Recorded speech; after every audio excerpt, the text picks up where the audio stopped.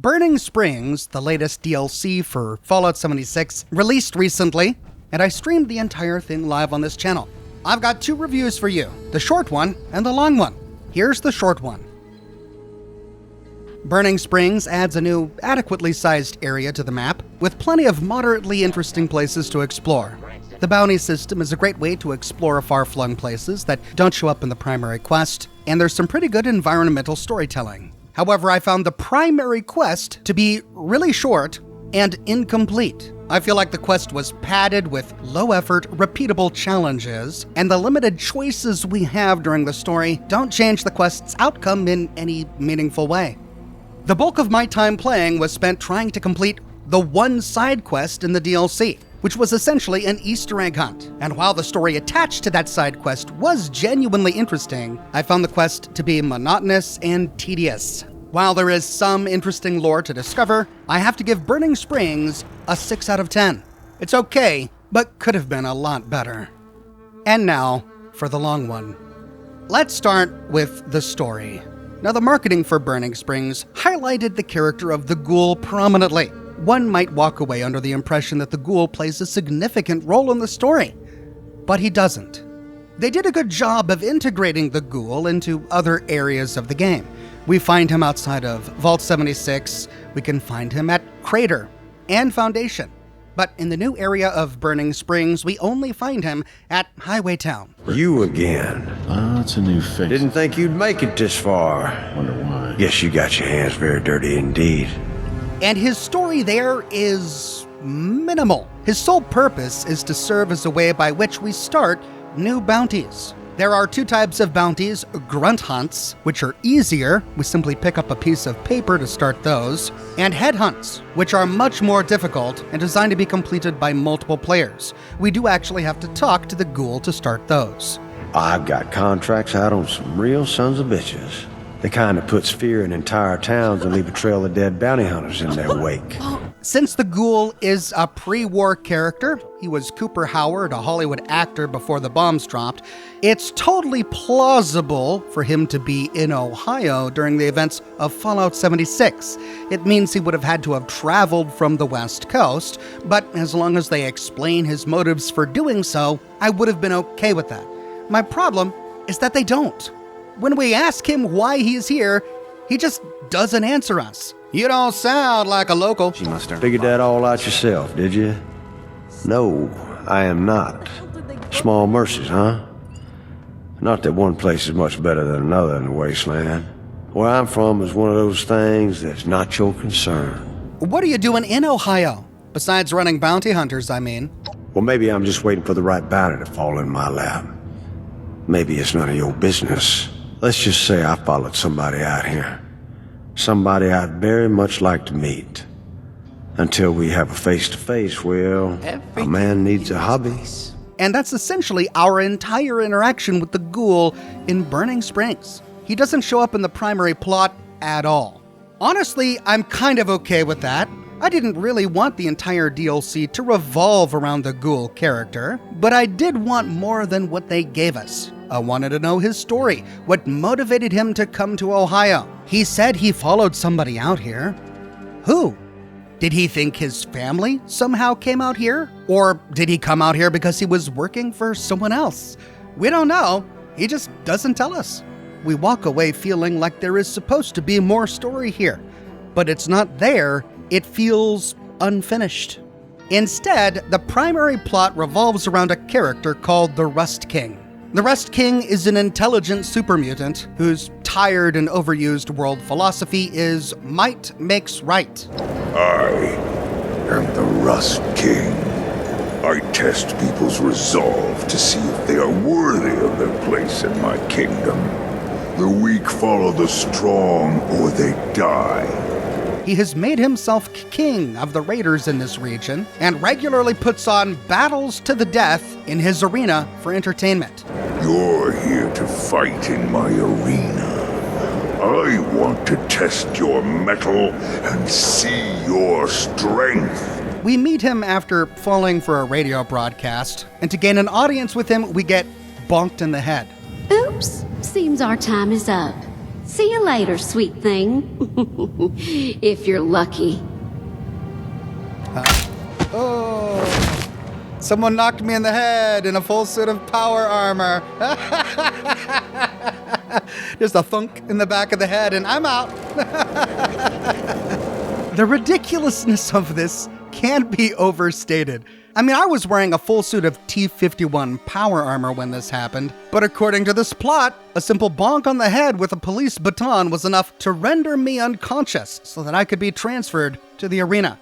When we get to the arena, we've got to fight to secure our own release. A plot point which is reminiscent of the gauntlet in Nuka World. So already we're kind of treading already trodden ground here. Though it's a bit different, it's not a one-on-one fight with Coulter, it's a fight against a bunch of raiders and Deathclaws. Now, the Rust King is an interesting character in his own right. I actually really liked talking with him. This is my empire of rust and steel. I built it from the ashes of this wasteland. And now, it stands tall. And when we finally get released from the arena, which also includes a bonk on the head, incidentally. My guards will see you out until we meet again. Hey, how is it that they can knock me out just by thwapping me on the back of the head? What Come on. At least use like a gas canister or something. But I just plow through all of their guys and they just thwack. And I'm out. It's so silly. We can explore the new location and we discover a little bit of lore about his origins. He was being transported by the Enclave in a cage. How much longer till we get there, pilot? Not much longer, sir. Oh God! We have to land right now!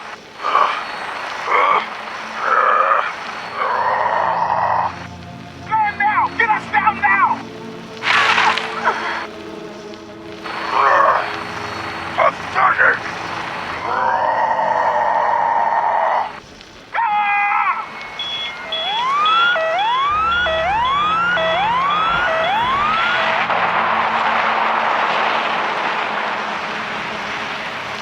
Somehow he woke up during transport and caused the vertibird to crash, gaining his release. But that's really all of the lore about his origins that I could find. The story feels incomplete. I wish I knew why the Enclave was transporting him and why he's intelligent, unlike most other super mutants on the wasteland.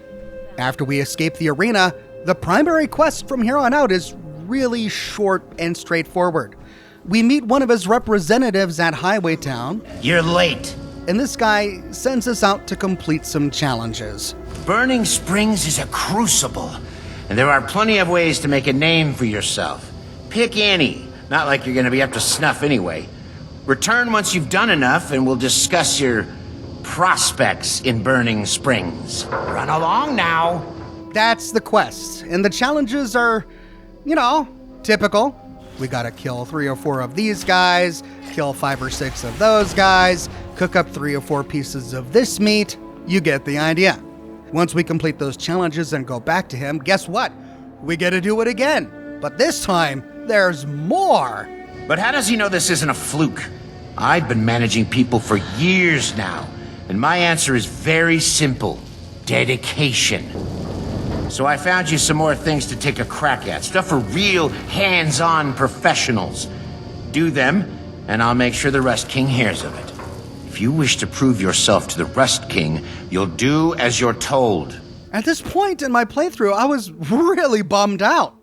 And then when we complete those challenges, what do? He sends us to complete more challenges. But these are harder. These are tougher challenges. It's like the challenges you did already, but more of them. It's like, really? Was this gonna be the entire quest? Just do this filler content over and over again? And it's not like they didn't realize that this was a bit of a cop-out. Once we complete the second round of challenges, the character we turn it into even says as much. Did you kill Ron? Yes, I did. You do realize he was just gonna keep sending you on those wild goose chases, right? Thankfully, after 2 rounds of doing these challenges, the quest finally takes off a bit, but it doesn't go very far. we meet a guy named Eugene who wants to take down the Rust King. I don't want to overstrain you, so let's make it a nice and easy yes or no question. Would you like to take the Rust King down? But he needs help, so we need to go recruit one guy named Moose. But Moose wants us to kill a Rust Raider captain, so we go kill that captain, and then Moose joins the cause. But then we need more help, so we have to go find a guy named Leonard, but Leonard needs to know what happened to his son. So we find his son's body, and this gets Leonard really mad, and he joins the cause. But then we need to recruit Magpie, and Magpie owes money to a loan shark. So she needs us to find her money and give it to the loan shark, and we do that, and then she joins the cause. And once we're done with that, it's time to infiltrate the arena. Yeah, we're right at the end. And so we infiltrate the arena, kill some death claws, go to the Rust King, only to discover, whoops, Eugene has been working for the Rust King the entire time. Nice of you to finally show up. I'm afraid there's been a change of plans. Seems our friends couldn't quite cut it in here. And if we convince the other three guys to go along with Eugene's plan, he gets them killed. And then we have to fight in the arena again. And then if we win, we can kill Eugene for lying to us. And then the Rust King praises us. I'm glad it's you standing here. Even though we just tried to depose him, he recognizes our strength, and that impresses him. I really wanted to kill this guy, because he is in charge of all of the raiders, and the raiders are a blight upon Highway Town. And so every time there was a dialogue option where I could rebel against him, I chose it. What made you follow that weakling's plan? I wanted to take you down. And do you still feel that way? I still want to take you down. Your determination interests me. But now is not the time to demonstrate it. But it didn't matter what I chose. Even when I tell him to his face that I want him dead and I'm gonna do what I can to kill him, he's just like, oh, okay, but not today. You continue to live in a world I own. But now, you walk it as my champion. And in time, you will fulfill your purpose for me. That's like the last thing I want. I don't want to be your champion. I don't want to fulfill any purpose for you. I tried to take you down. Let the strong rise up and face me. To hinder their potential is an insult to my strength. Yeah, that's what I'm trying to do. I'm trying to stand up and face you, and you're like, yeah, well, now's not the time. I'm not interested in being a part of this anymore. That's not something for you to decide. As long as you breathe, you live in my world. I deem you my champion. That is a fact. And that's it. We get ejected from the arena. How, might you ask? Soon we'll meet again, and you'll decide where you stand. If you defy me then, I'll be the last enemy you ever make. The choice of life or death is yours. Champion. Bonk. Yep. What? Just bonk. That's right. We get bonked in the head again. And that's the main quest. That's the entire thing. It feels unfinished. And I think it probably is. Viewers during my live stream told me that the developers were planning to add more content to Burning Springs later. And that's all well and good, but I can't review this DLC based on what they're planning to do. I can only review it based on what's here. And what's here is a really short quest, the length of which has been stuffed with arbitrary challenges and choices that have no real impact on the result of the story. The Rust King character is interesting, and I want to know more, but the DLC just doesn't deliver that. So if there is more, we have to wait for it. In terms of other storytelling, aside from the bounties, there are 2 new events. One sends us to an area where we have to kill rad scorpions. Highway Town has been getting ravaged by packs of vicious bugs. I hope you're up for exterminating these vermin. I'll keep a close eye on things. It's not that terribly interesting. The other sends us to a junkyard, and this one actually has some story. This is where the Rust King gets his death claws from. The ones I've got are almost ready. All that's left is to fit them with their armor. This will make a lot of noise, so be ready for uninvited guests. They always come. This lady is in charge of putting armor on Deathclaws. We get the impression that she doesn't really like working for the Rust King, that she thinks it's inhumane to put this armor on the Deathclaws, and then when we start the event, we basically have to put the Deathclaw in its new armor to the test. And then a bunch of Rust Raiders invade the junkyard.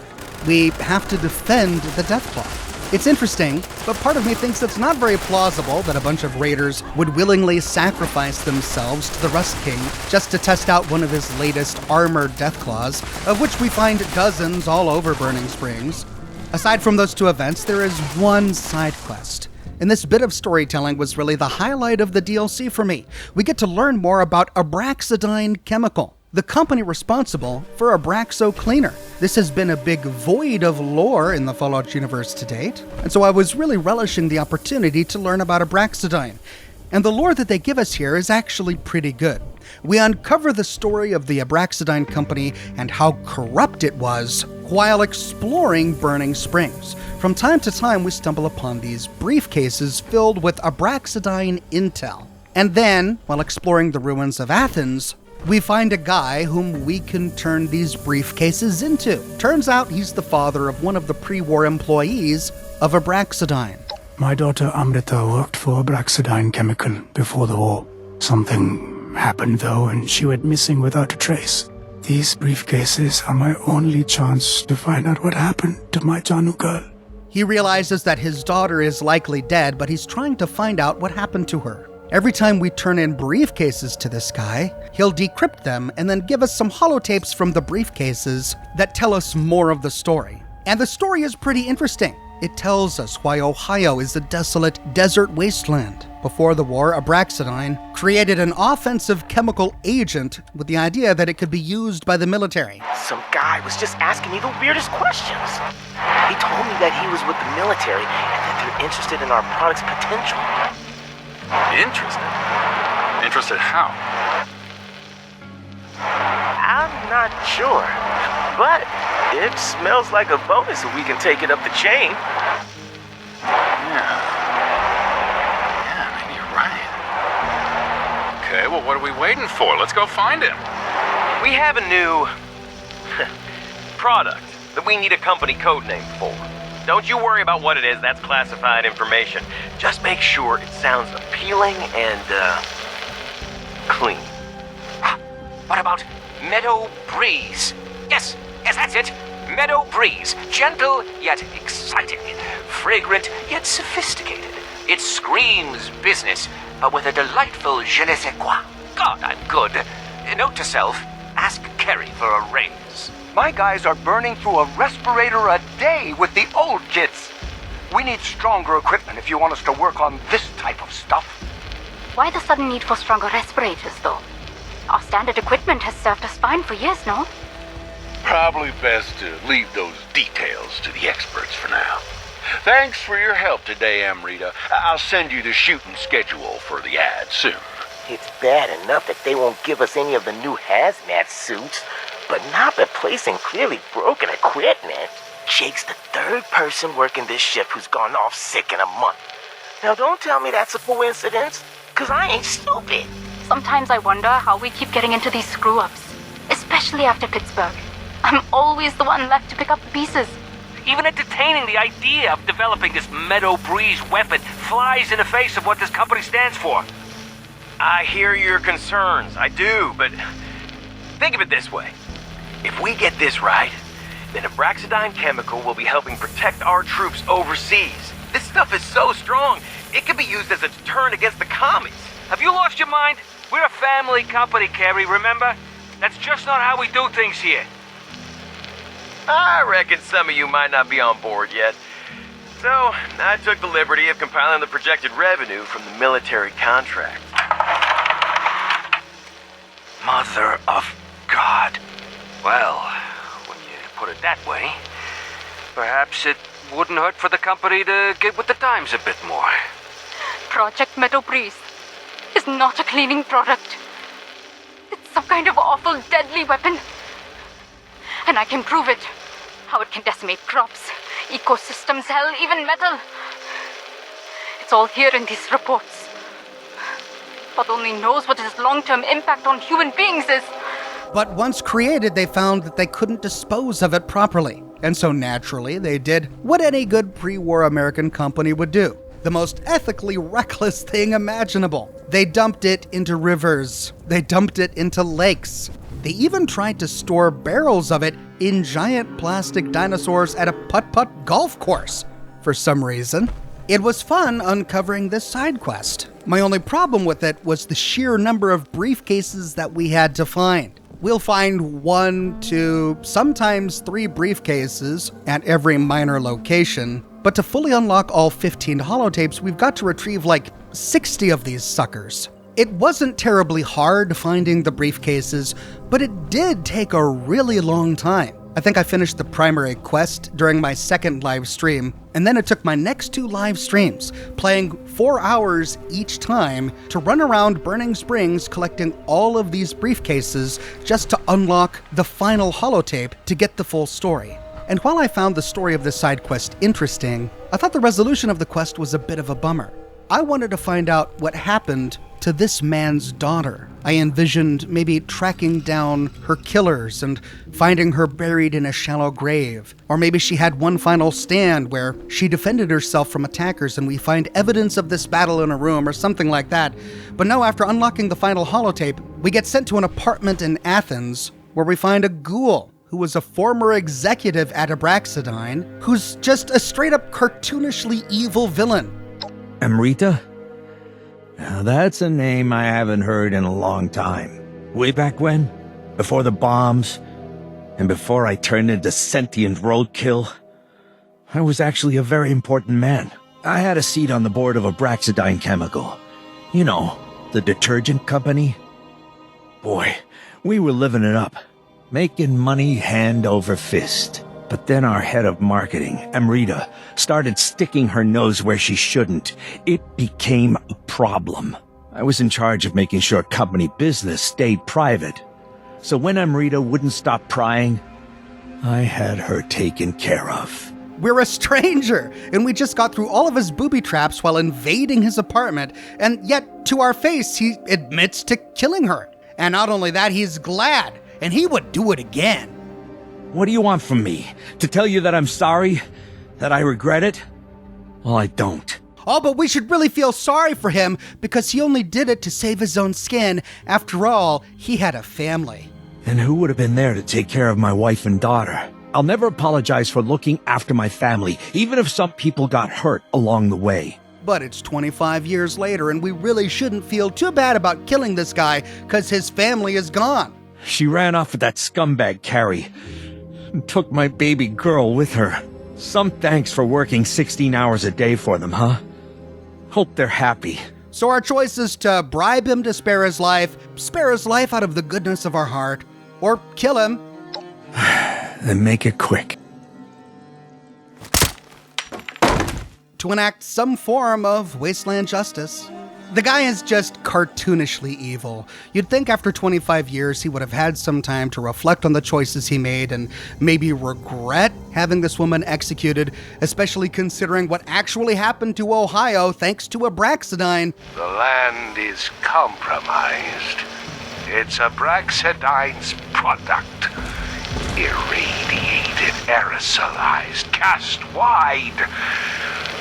Far past the point of saturation. But now he's just in his little apartment, happy as can be. I just think this particular quest didn't land very well. And that's all of the quest content in Burning Springs. Now there's plenty of environmental storytelling, and stories that we only learn about by exploring terminals and reading notes and holotapes. I enjoyed learning about how Athens tried to survive after the bombs dropped. We get to see the effects of the Abraxadine chemicals choking out the landscape after the apocalypse, how the residents of Athens responded to ghouls starting to emerge, and how the people of Athens slowly ended up turning on each other when they couldn't find any drinking water because their water was poisoned by Abraxadine. The side story of the professor leaving Athens and starting a weird scientific cult at the Ash Cave was interesting. And there were a number of locations that I thought were pretty fun. I think my favorite was Corn World. I had a great time reading the terminals here and watching this corn-themed Protectron walk around. I really enjoyed the new town, Highway Town. It looks impressive from a distance, and then when we get there, it was fun to explore. The layout of it was pretty intuitive. There were lots of little shops, some spanning multiple levels, lots of lore scattered around that you could find, plenty of exits that lead outside, allowing you to explore Highway Town in various places. The one weird thing I noticed is that there's almost always a couple of dead bodies of civilians lying around. I don't know why. No one was running around shooting people, there were just corpses lying all around Highway Town. But the town not only looks cool and is easy to explore, but was practical. It had everything that I needed to play the DLC. It was smack dab in the middle of the zone, meaning that it was easily accessible even when I was over-encumbered and couldn't fast travel to it. It had every workbench I could need. I could swap out my perks whenever I wanted to. I thought it was a really well-done town. But I thought Ohio would be a little bit bigger than what we actually get to explore. It looks bigger on the map. There were certain sections of the map that I wanted to explore, but when I walked that way, I discovered an invisible wall. There's this entire triangular section to the east that we can't even venture into because there's a big invisible wall. I went to the north, and once we pass this lake, we can't go any further. There's a big invisible wall. The actual area we get to explore is it's a rectangular area. I don't know the numbers, but the way it felt smaller than Skyline Valley. But for what it is, I did enjoy the new biome. The sandstorms that roll in are pretty dramatic. There are plenty of unique little locations spread all over the place, each of which can be a destination for a grunt hunt or a head hunt, and almost all have little side stories told in notes, holotapes, or terminals. For example, we learned that many of the raiders used to be former employees at the Super Duper Mart, and that this Super Duper Mart, before the war, made a point of employing ex-cons, which I suppose is why so many of them became raiders after the apocalypse, I guess. There are some random encounters, but I didn't find a lot of them. I seemed to find the same wandering doctor everywhere I went. I didn't see any other traveling merchants but this guy. I found a desperate survivor running down the road. I never found what he was running from. I don't know if I stumbled upon this random encounter late after his pursuers had already been killed or what, but I tried to talk to him and he just didn't talk to me until apparently he got annoyed, because then he just stopped in the middle of the road and glared at me. How dare I interrupt his fleeing? He was just staring daggers at me, so I left. And then I found a random encounter with a bunch of raiders around some burning barrels of Abraxadine chemical. And then if we kill the raiders and then sniff the barrel ourselves,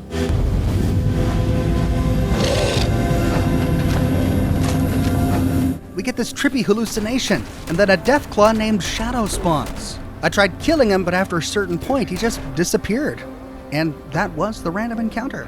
Not sure if he was real or not. Predictably, there were some glitches. Most of the glitches I experienced were due to power armor. I don't know if it's 76 in general or Burning Springs that's the culprit. After exiting my power armor, my character was frozen in place, and I just stared at the fusion core. I was stuck in this state, unable to jump, crouch, open the menu, do anything, until my power armor was recalled to my inventory. Only then was I able to move around. Another one was when I tried to enter my power armor. Upon climbing inside, my character froze. The game didn't freeze. I could hear the sound effects going on around me. Shadows were moving before me, but I couldn't move. I couldn't do anything. And rather than wait for God knows how long, I force quit the game and just logged back in. And this same glitch happened multiple times. Getting too much rust on my lungs. Awful stuff. Then there was one where I was helping with a headhunt, and I went to stim-pack another player, but instead I accidentally got out of my suit of power armor. Well, this enemy had the ability to make players run away in fear. So I started running off in the other direction, and when the spell ended, I raced back to my suit of power armor, but just as I was getting in it, he cast another fear spell.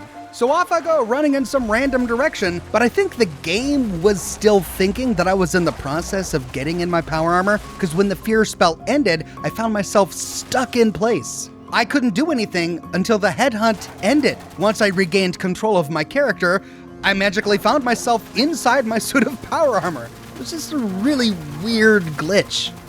There was once when an NPC just wouldn't respond to me. All right, Cooper Howard, there he is.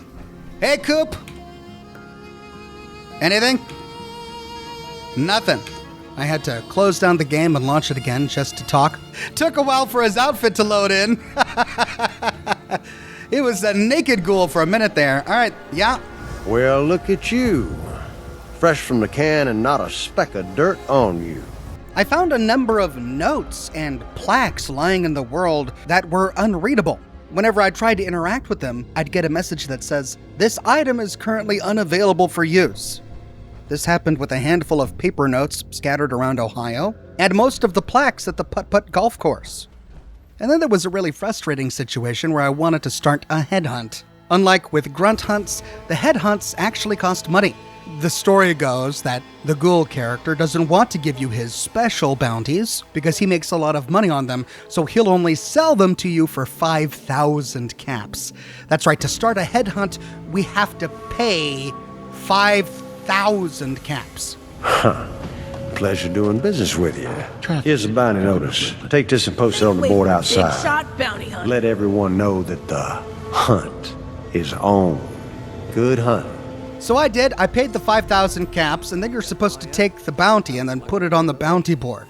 Well, I didn't realize it at the time, but somebody else was already affixing a headhunt bounty onto the bounty board when I tried to put my bounty on the bounty board. And only one headhunt can be active at a time.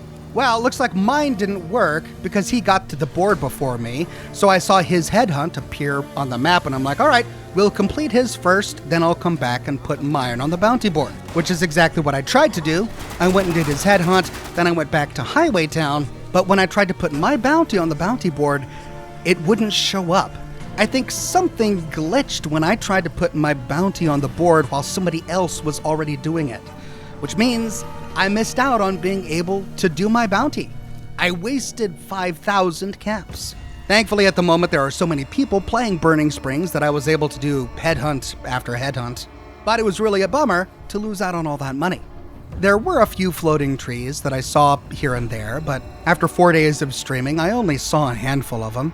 I found the difficulty to be rather inconsistent. I was fine fighting most of the enemies. Even when I did the arena, I had people in the chat telling me that I should really upgrade my character and redo all of my perks before I try it, but I was able to blow through the arena the first time pretty easily. The second time I did the arena, I did die a couple of times. I think that was because the quest has us infiltrate the arena by sneaking through a pipe, only to emerge in a confined place with 2 armored deathclaws.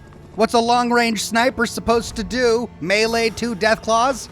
Yeah, that was annoying. But ultimately, I got through it. But there were some enemies in the DLC that just appeared to be bullet sponges. Then some of the grunt hunt bounty targets were exceptionally more difficult than others. For most of the grunt hunts, I was able to find the target, kill them, and move on.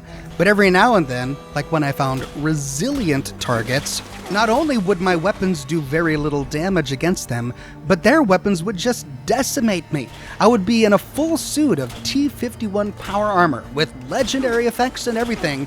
He would have a Gatling laser and be sniping me. One shot from the Gatling laser and half my health would disappear, and I'd be sitting here with my upgraded Gauss rifle just chipping away at him, and I'd barely do nothing. This fight in particular, I only failed because of a timer. I only had so long to kill this bounty and the timer ran out, and so I failed the bounty. And many of the headhunt targets just hit really hard.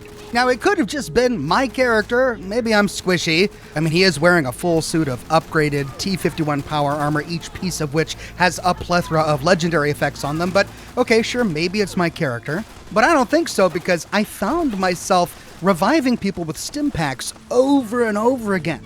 More than I ever used to in typical events, which is telling me that other people are suffering as much as I was. On the opposite end of the spectrum, I found some of the grunt hunts to be way too easy.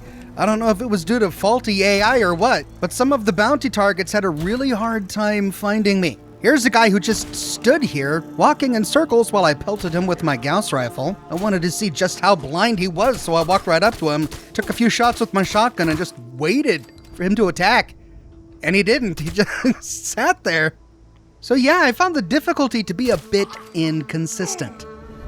So, to sum up, I walk away from Burning Springs going, meh. I'm glad I played it, and the region is fun to explore. Some of the lore we find is genuinely interesting, but I felt that the new location was smaller than I was expecting, and the primary quest is really where the DLC let me down.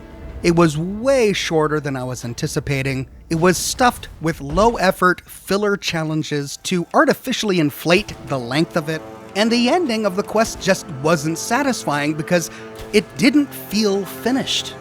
I hope we'll see some updates to Burning Springs in the future. I think that it's a great starting point, and they can build on this to create a truly interesting zone with lots of rich lore. But at the moment, I feel like it's a bit lacking. But what are your thoughts? I know so many of you have played it and have very passionate thoughts about it. If the comments to my live streams are anything to go on, let me know your thoughts in the comments section below.